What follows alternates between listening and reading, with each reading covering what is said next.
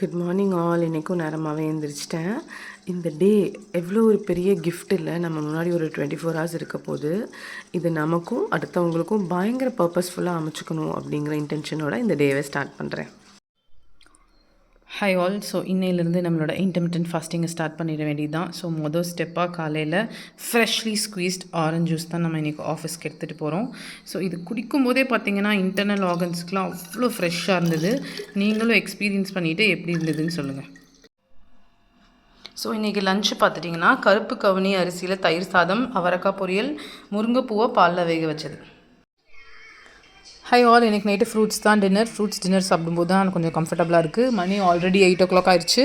So இன்றைக்கி டேவை கொஞ்சம் லேட்டாக தான் முடிக்க வேண்டியதாக இருந்தது. Office work. ஸோ இனிமேலிருந்து கரெக்டாக பேலன்ஸ் பண்ணணும். 6 o'clock ஆஃபீஸ் ஒர்க் முடித்தா தான் நம்ம டயட் கரெக்டாக இருக்குது. நாளையிலேருந்து இம்ப்ரவைஸ் பண்ணிக்கலாம்.